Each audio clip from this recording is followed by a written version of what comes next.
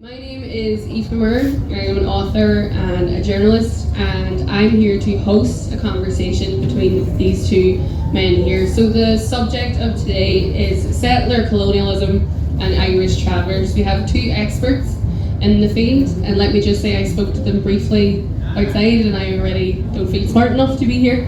So I'm really looking forward to it. And I'd just like to say I'm really honoured to be asked. I think this is a really important topic. I think as a northerner, I have seen and felt colonialism at its worst, as a lot of people in Ireland have. And at the minute we are watching the very worst of colonialism across the world, in Gaza and Palestine as well. So I think, we as Irish people say that we offer a lot of empathy when it comes to people suffering colonialism, but I don't think we always extend that empathy to traveller people. And I'm just really honoured to be asked to be here today. So these two men next to me are Dylan Foley and Bernard Sweeney. And I'm just going to let them introduce themselves. So Bernard, would you like to go first? Tell us about your work and why we're here today. Yeah, and thanks everyone for coming along. My name is Bernard Sweeney, as Aoife had said. And basically I come from the west of Ireland, a place called Sligo, and I'm also an Irish traveller. And I grew up in the west of Ireland, and if anyone grew up in the west of Ireland, you have a sense of beyond the pale. So we had beyond the pale mentality. But as an Irish traveller, I went through many years of segregation, discrimination, and later in life, pillarisation through media, travellers this, travellers that, and nobody could ever explain to us exactly who we are. How did we get here? So that had bothered me for most of my adult life. So that took me down the road of setting up a TraVision foundation. Also then taking what we felt we always knew, stories from our people who went before us, our community members, and then applying that to the science. But before we got to the science and the various other disciplines, I had met Dylan Foley, who's also from Sligo. So both of us for the last 10 years took and tried to put up against all the different disciplines to see how it would hold up. Because if it didn't hold up against these various disciplines such as geneticists, archaeology, history, sociology, microbiology, if it didn't exist or it didn't hold up to that, well then my theory would have been wrong. But I'm glad to say that it's still going really, really strong. So is your theory that traveller people are different genetically? No, we're saying settled people are different. Settled people are different. Do you want to go ahead, Dylan? Hello, Dylan Foley is my name. I'm an archaeologist, field archaeologist for many years. I'm from the same town as Bernard, so all the west of Ireland stuff applies there as well. Grown up in the west of Ireland. And can you explain why archaeology is important in this theory and work that you're doing with Irish travellers? Yeah, there's a few reasons, obviously. And one of them is it goes back, the history of this in colonialism in Ireland goes back a long way, perhaps to the 12th century, but more particularly to the 16th, especially in a lot of the country. I think it's important where I would have got involved there with Bernard. I did study academically, I have a degree in that. But I was a field archaeologist for a long time, which I think makes a big difference. We excavate large parts of the country, and to be honest, you would notice after a while there's a large mismatch between what we learn in college and what we actually see on the ground. Okay. So we may learn a sort of version of history involving certain types of castles, certain types of settlements, a lot of which just don't exist beyond certain areas in the country. For example, even the traditional stone cottage is something that does exist around the country, but actually in the west of Ireland, where we're from, these things are quite new. They're only there since the 19th century. And if you go back a little further than that, they're called English houses. Oh, no way. Yeah, and so people lived in wicker huts or whatever. And so that kind of thing, that discrepancy would have set me on the path of like, well, we probably should look into this. And of course I would get an opportunity when I met Bernard to really look at this in a more for many reasons. Yeah. So tell us about the work that you're doing in terms of, you said you looked at it like from sociology and the microbiome, and can you tell us a bit about that and how that works and what you found? Initially because, as I said, my grand-aunt would have been in Galway in the 1980s talking about, in her own language, how we were the true Irish, how Cromwell came and put us off our lands, and we too, just like you, had to fight for Ireland. So she had that, and she believed that, and many travellers had similar stories. But when it came to, say, the representation of travellers, which are dominantly set up by non-travellers, and their interpretation of our history just didn't exist.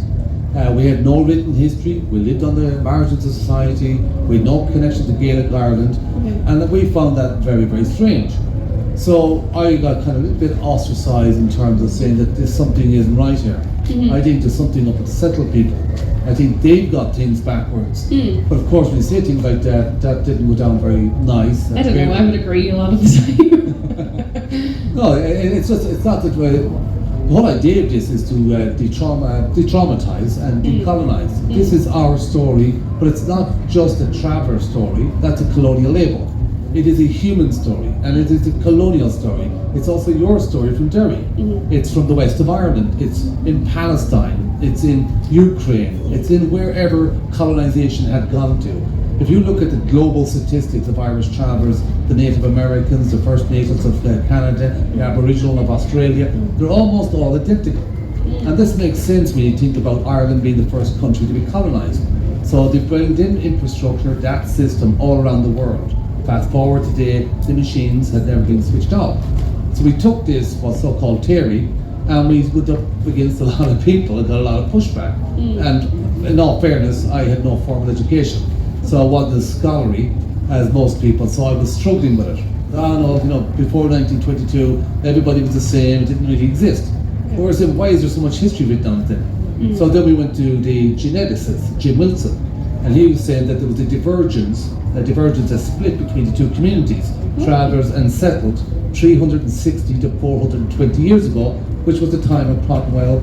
It was only then when Fergus Shanahan came along, who's a world-renowned professor in microbiology. And microbiome is a collective word for millions, if not trillions, of living things on you, within you, but particularly in your gut.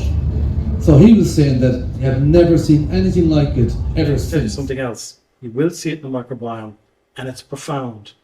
And the differences are very profound. We never saw anything, and since have never seen anything like traveller microbiome. And the only other people on the planet that had similar microbiome to the travellers were nomads of the Mongolians, the Tibetan monks, tribes in Africa. They said there's only a few.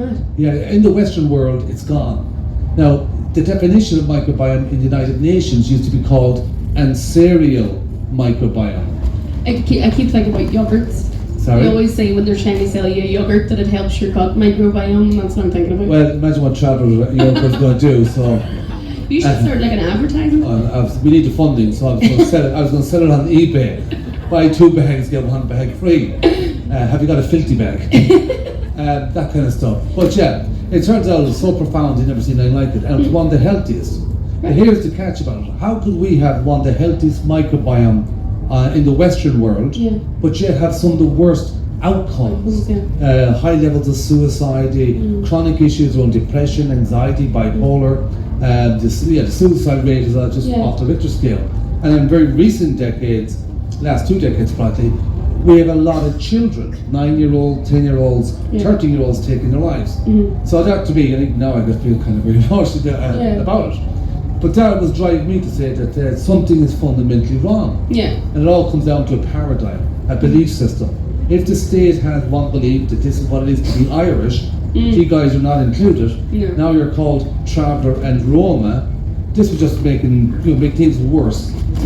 Because we were chatting about this earlier, and it's not that you don't have respect or anything for the Roma people, but the Irish travellers, you believe obviously are the descendants of the Irish clans, and you should have your own separate thing, is that right? Well, it would be like me go around saying that the Catholics and the Protestants of the North should be one group, and many should be in time to come and heal. Don't start that, that's for a different podcast. well, how about taking the last of the Gaelic clans, the last of the survivors in a clan-based system, and then saying, actually, you're from North India.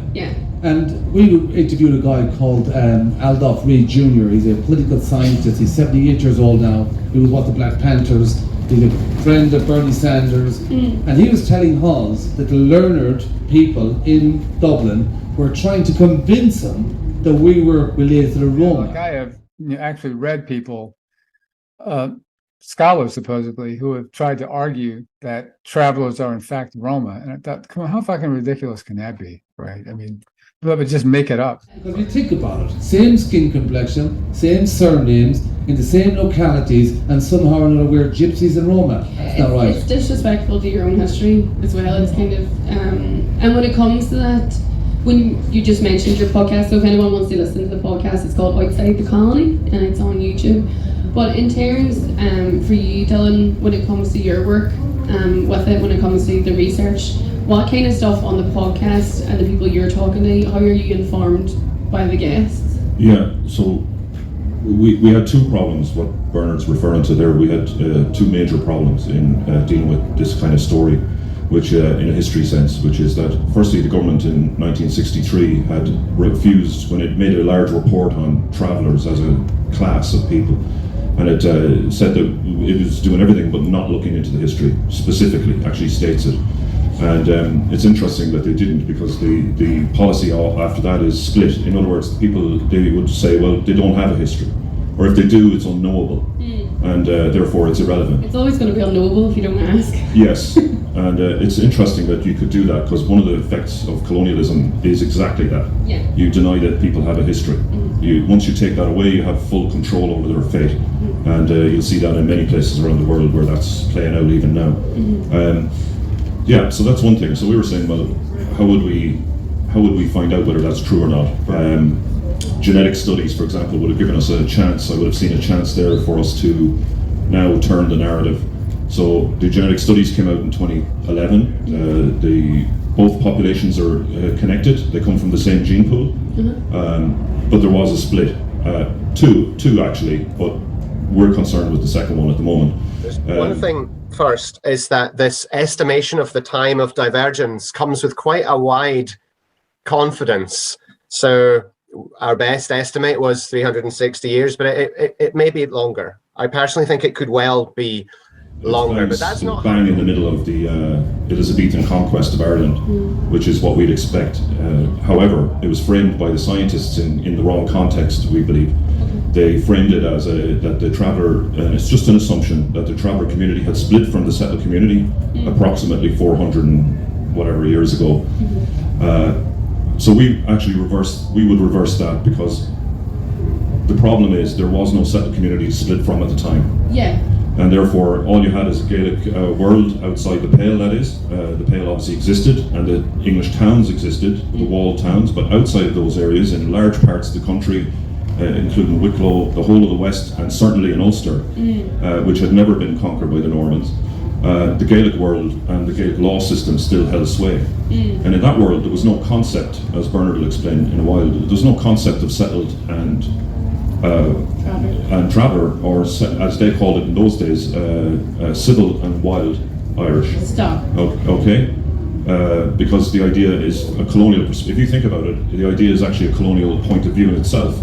Why is there some Irish are wild, some Irish are civil? Yeah. That's actually the perspective from the Dublin administration. And so that all begins actually here, if you trace the history back, a lot of it begins in Laois. Yeah. Strangely enough, when they first cross, in about the 1540s, they begin to first cross the Barrow River into Laois, and they build the very first colonial fort in the British Empire, which is at Fort Protector, it's called at the time, which is now Port Laois. Okay. And I think there was a second one fort just north of that. Now, that's the story there, but that kicks off this story where we're saying that we could pin the genetics, and we have a theory that they would have, so there's only Gaelic world, which means that actually the settled community would have been in the minority in those days. Yeah. And therefore, as the settlers are moving in, and as they're building the forts, as they move west, they're gradually saying, well, these people are civil, these people are wild. Or as over time it becomes, these people are itinerants, these people are, and it becomes a function of the state system. Yeah, it's mad how they just seem to do the same thing everywhere they go. I lived in Australia for a while, and one of my friends was Aboriginal, and it's the exact same pattern that you see. And then obviously the Aboriginal people in Australia face a lot of the same discrimination and health issues that travelling people here do as well. And I just wanted to go, while we're on that, and I know you got a bit emotional earlier, so we don't have to talk about it if you don't want to, but the problems facing the traveller community now, if they were faced by any other community in Ireland, there would be tribunals, there would be research, there would be pilot programs trying to help these people. We are in a social catastrophe of young traveller suicides, and educational outcomes for young traveller people are horrendous. And I know, like, as a settled person, I'm talking from a position of privilege now, but I've seen it myself, and that I always say that I was a disaster at school. I was always fighting and talking and just always a nightmare, but I was obviously, you wouldn't think it right now, but I was obviously quite bright, and the teachers really pushed me. But there was a traveller girl in my class, and she would have had the same behavioural issues as me, and was obviously very bright, but there was no push to make her reach her potential. And I don't even think, when people think of like outward discrimination, it's that in your face. It's the small things as well that build up, that traveller children especially are not hitting those milestones, because there is this subconscious and sometimes conscious feeling from the rest of society that they don't have to help them. If I could briefly maybe try to at least give my explanation of what settled means, and then you regret what you just said. You can take it back at any time. Settled in a Gaelic world is not the same as settled in today's world. Today's world, like the Normans came in 1169, a bit earlier, right? They set up shop. As far as they're concerned, they were the superior Christian Catholics, and everybody else was inferior. So for about 3 or 4 centuries, that went on till Henry VIII broke with the Christian Church and became a Protestant. Then they created English settlements. So you got the Norman settlers, you got the English settlers, you got the English Protestant settlers, you got the plantation settlers. Fast forward today, because in 1922, David Lloyd George at the time had said, Ireland will not change one single institution, or we'll revisit you guys again within 36 hours.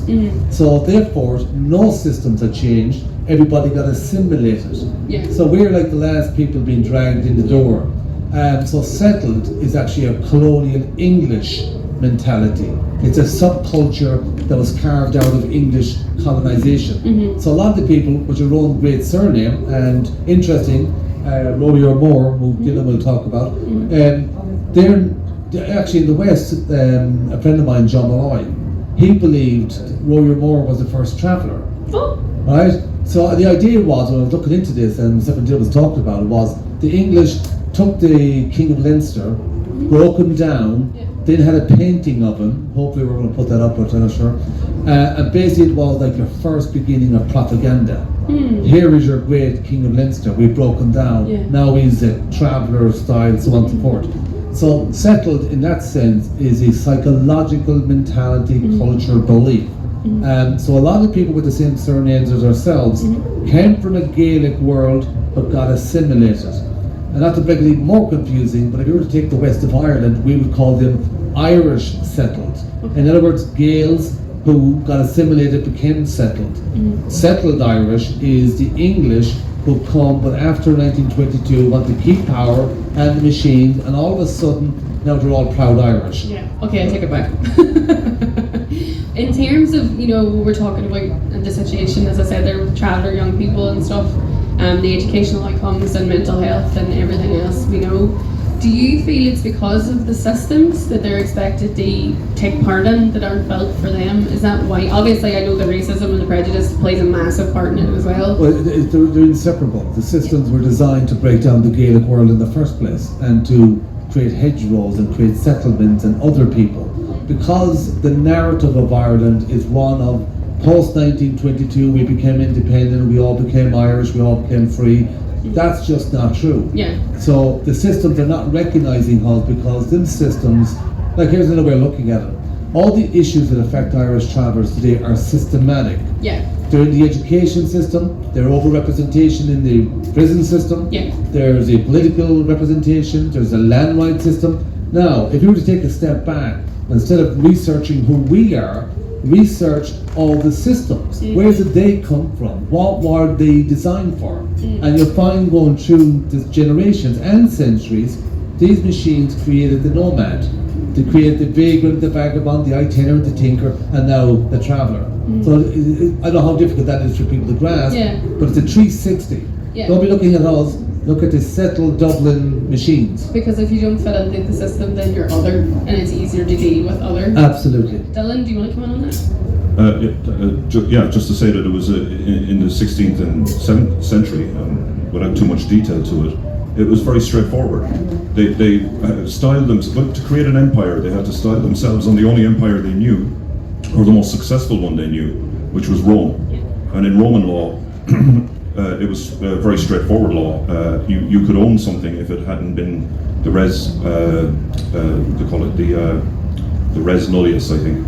The land is empty. The idea is that if it wasn't enclosed and it wasn't defensible, you could own it if you were the first to fortify it. You could also own it if, in the sense of wild animals, if you were the first to capture them. Finders keepers. Yes, but what it sets up is this interesting position where there's the civil world, the Roman world of cities and fortifications, and then there's the world of the nomads outside of that, which they got straight out of Roman textbooks. And so they started creating that in Ireland. And what it means is that in order for you for it to be legal to seize land, there must be nomads on that land. In other words, even if people aren't nomadic, they're going to be nomadic by the time a report's written back to Dublin or London, because now that makes it legal to seize the land. And if there's a castle already on the land, you demolish the castle, build your own castle, and then push everyone out, and then declare them nomads, and then on it goes. And so what Bernard refers there as the machine, we would say, it's a fair thing to compare it to a machine. It operates with its own operating system of law, and this law dictates that in order for things, it actually dictates that legally you must destroy the settlements, you must push people aside onto the road lines or wherever, into the waste, as they called it then.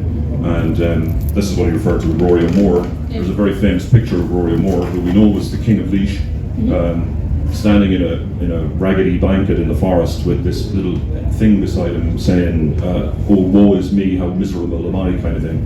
And it's the very first propaganda, as Bernard said, what he means by a traveller. It's not that he's a Gaelic chief, and he's defeated the English many times in battle. But what they're trying to portray is how he's a marginalised nomad, and it's justified to seize the land, and that's straightforward how it works. And I've heard the same thing said about Palestine, for example, where I've heard a quotation, well, they were just nomads beforehand.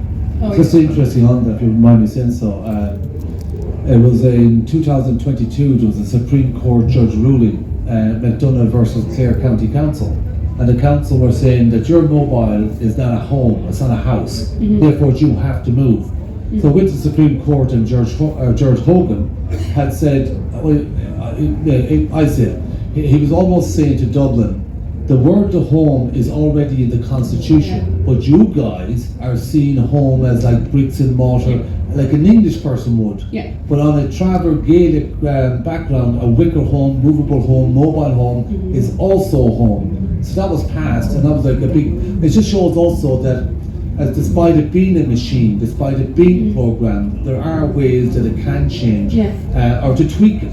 So it creates this kind of the space for people to take a step back and recognise, actually, Dublin subconsciously, I'd imagine, is still operating in an English programme. Oh, they are. Good. Now we can go home. And in terms of now, do you find a fight back? Is there hope? I know this is going to sound maybe a bit silly, but I even think like the advent of social media and for all the evils of social media, I have actually learned a lot about travellers and traveller history from knowing traveller people, and then we see obviously TikTok travellers are doing lots of makeup. I know you're probably not watching them, but watch a lot of traveller women makeup tutorials and stuff. But do you feel like it's getting better, or do you feel like there has to be a seismic change in the systems in order to accommodate traveller people? I think it's already been recognised by traveller activism and organisations that's actually getting worse. So the question is, why would, I'll go back to the report, 1963. They found in there that travellers had no inferior complex to settled people. that the same general mental health. They found them intelligent, engaging, funny, Yeah. kind, and all this kind of stuff. It was like a glowing report of good health. Fast forward today, a life expectancy reduced, children unaliving themselves, chronic issues when it comes to depression, drug use, alcohol use. So how does that happen? How does investing, supporting, creating mechanisms physically and materialistically better, but yet psychologically worse? Yeah. And I think it has to be down to the paradigm. Paradigm is just a pattern of thought, it's how we think. Yeah. If Dublin's version and our representation's version is one, but it doesn't match who the community are or where they came from, it's going to clash. So I think it's all psychological. And again, I've said this a million times, this is not a traveller story. Yeah. I mean, this is just one of many labels that's put on. When I was growing up, I was called itinerant, I was called tinker, I was called many other names too. Yeah. But these are all colonial labels. Yeah. We didn't go around saying, hello fellow traveller, hello. It just doesn't make sense. Yeah, In the same way indigenous people don't go around saying, hello indigenous person. Yeah, yeah. These are all colonial constructs. So on the outside world, it's their travellers. Yeah. And then we got cut off. I mean, I'm not sure, we'll find out, but the people that find it strange and on the island of Ireland that there's been survivors of the Gaelic clan system right under their nose. It is strange that we got so segregated that everybody just thinks we're their travellers Yeah. over there, and Yeah. everybody else just happens to be normal default Irish. Yeah. Yeah. And is there a pressure, especially on young traveller people, is there a pressure to try and assimilate or change their identity in order to fit in, just to get through the day? Obviously, given the amount of racism and discrimination people feel, do you feel there is a push to try and assimilate in the Irish I society? guarantee you that you could answer that question yourself in Derry. And is there a pressure on there to give up their language and assimilate, Yeah. to be part of the system, the Yeah. institution? And do they do it because they feel they have to survive? Yeah, In the same way, when you go back throughout the centuries in Ireland with the penal laws, yeah, it was to dehumanise people, to humiliate them into the way that they would give up their Irish Yeah. language, their traditions. So as we keep saying, the machine had never been switched off. So travellers have to assimilate to become like everybody else. Yeah. And we're saying everybody else is not like themselves in the first place. yeah. So, Yeah. the same machine, same story. We're going to take some questions from the audience now. Does anybody? Oh, that man over here has a question. Can you stand up just so I can hear you? Hold on, there's a mic coming over for you there. Thank you. On the issue of language, the language we're all speaking in here is the colonial language. And I'm just wondering about the traveller community on Cant or Gannon or whatever the appropriate name is for it. And the Irish language phrase, Tirgan Changa, a country without a language is a country without a soul. And how that impacts on the traveller community because of the policy of destroying the Irish language going back to the Elizabethan era, Edmund Spenser, the author of The Fairy Queen. Put the sword to the tongue. Yes, indeed. And also in that context, there's a recently published book by a Kenyan writer, recently deceased, Ngugiwa Thiong'o, called Decolonizing Language and Other Revolutionary Ideas. And his main argument is that without your own language, you are not really a people. And within the traveller context, or what you wish to call yourself. There's a lot to be said about that for sure. There's a linguistics, Alice Finchie, and she has written an academia paper on the Cant language. We call it Cant, some travellers call it, the scholars call it Shelta. Does it sound like Irish when it's being spoken? Well, yeah, like Bure Fiend means man and woman, cognac means shite, it's just stuff like that. But basically, it is the Irish language. I mean, we were Irish people. We were fluent in the Irish language. So they trace it back between 500 and 1,000 years, Yeah. which again is very interesting. If it goes to 500 years, you're talking about Henry VIII conquest. If it goes back to 1,000 years, you're talking about the Normans. And it became like a survival language. So some of the words were just Irish but turned around backwards. Okay. And the idea was that if you are who you are, you know these words. But if you're an English person who learned the language to track down elements of the Gaelic culture, just to say also, when the English came here to break down the Gaelic culture, it wasn't to go up and destroy all of the Gaelic culture. There was only particular groups of people they were interested in. And that was the warrior class, Martin Beanz Warde's family, the bards, you know. So, and those who were learned people of the history. Yeah. They were the people they want to eliminate, which is also an interesting one post-1922. The Irish language got suppressed. Women got suppressed in 1937, the woman's place is in the home. Yeah. But prior to that, women were very rebellious women in Ireland. Yeah. Very strong. In almost every battle, every conflict, women were very at the forefront. Yeah. So systematically, once again, it breaks it down. But the language, I think, yeah, even the word, 2 words, a few words, any words at all, does keep that connection. And I think that's what kept travellers where we were at. Even to think we had our own language kept us there. But it does most certainly come from the Irish language. Like some of the words go back to the monasteries, the bardic class. And you'll find that many groups back then had specialised languages. So maybe Dylan might have something to say. Yeah, well, you hit the nail on the head with Spencer, who actually lays out the plan for colonising the country, and for language is one of the things that's targeted, obviously. And but as Bernard said, also what they're obviously in those early days, what they're also targeting is specific classes in society that might have knowledge that's a threat to the new system. And obviously, bards are a big part of that. Bards, historians, Shanachie. Anybody like this, at the time they were trained in schools. It wasn't just someone in a cottage or something. Maybe some of them were, but there was also national scale schools where you learned for 12, 13 years to deliver the ancient poems in certain ways that coded a lot of historical information, including what clans lived where and who owned what and why and all the rest of it. Propaganda of our own type as well, or whatever. But obviously they were heavily targeted, and when Ireland was under martial law for 60, 70 years, this part of Ireland in particular, bards and harpers, as we know, were, you know, that old phrase, hang the harpers, but it was a law, you know. They could be hung on sight without any particular trial. What I would say there about language is that just one thing, which is that I don't know the origins of Cant. I know that it's based in the Irish language as far as they can tell.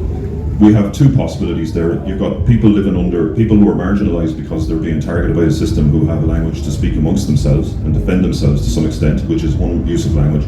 The other one is what Bernard refers to, which is different professional classes in Ireland and Gaelic society also had their own particular languages. Yeah. And that is possibly also an origin for that. Yeah.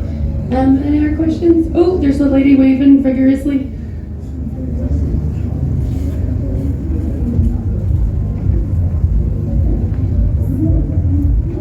Thank you, that was very interesting. I just have a question to pivot to the positives. There's a traveller who's a barrister, there are travellers who are teachers, and to look at what pathway led to success. Depends how you measure success. I don't think we can have the little celebrations of wins and victories if children are all living themselves. I mean, nothing tops that. As for travellers being educated and intelligent, how about Seamus Heaney? He's a fellow traveller. He's one of the greatest poets. Bernadette Devlin, great activist in Northern Ireland, comes from the traveller community. So we have the air pilots, doctors, surgeons. It's nothing to do with our brain activity, intelligence, or education. I think it, once again, it's the narrative. Now, I've met many travellers, and several, 3 or 4 of them have PhDs. But unfortunately, they too come back with the same school of thought. Yes. So the English came with their own school of thought. Now they're kind of repeating that, which doesn't match reality, and most certainly doesn't match science.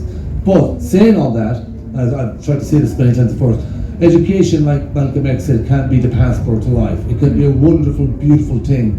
But if the same education systems in Ireland are telling us we don't exist, and we have no written history, what is it can they teach us about us then? They can only tell us what to do in a job. As for a barrister, well, that's King's Inn. There is no Irish legal system in Ireland. That's Henry VIII's system. That law system is nothing to do with Breton law. It's nothing to do with indigenous law. Again, education can be wonderful. Like if you came from India, Japan, China, you'd come with a sense of identity. Yeah. Then education is a tool. But when they're denying who you are in the first place, that's going to have issues, I think. Yeah, I would say that characterising looking at history as if it's a negative is a mistake. We would have regarded firstly the history and also the science. The Greeks had a saying, I think it was Epicurus, they called it ataraxia, which was the removal, that the best thing you could do, and science in particular should do, is that at least it should remove pain for people. And obviously the traveller community and many other communities in Ireland, not just them, the demise of the Irish language, many other aspects of the culture that are supposed to have been revived since 1922 but failed. And we have to ask, not failed completely, I'll admit, I mean there's lots of positives in there, but in general hadn't met with, for most of the history of the state, might be changing now a little bit, but for most of it, the Gael talks actually continue to decline even as I speak, you know what I mean? Yeah, so when we set out on this mission, we would assume, and we would have found as well, obviously, that by reconnecting, not just travellers, by reconnecting that history and turning it around in the right direction, it'll reconnect everybody, give better access to that Gaelic world, which for a lot of people is purely a theoretical thing. It's very hard. There's no, if I was to give an example, you think how many films are set, you think about Japanese films set in the 16th century, samurai movies, we all know them. Think about how many English films there is about the Henry VIII's time or any time in history. You literally cannot get access to that world because we don't physically understand what it was like or understand the mentality, and therefore in Ireland it's blocked, and you can see the block because that media is missing. They literally cannot recreate it. Yeah. And so we would think it's extremely positive to reconnect this story for everybody in the country, and then it doesn't matter what your background is, settler or not. I would say to that, if going forward eventually, if you keep going around thinking there's actually people called the settled people and the traveller people, or if you think we're all just Irish, that would be a colonial mentality. Yeah. And that has to change. As Dylan said, Japanese have the samurai warriors, India has Bollywood, everybody has their own indigenous arts. Where is Ireland's?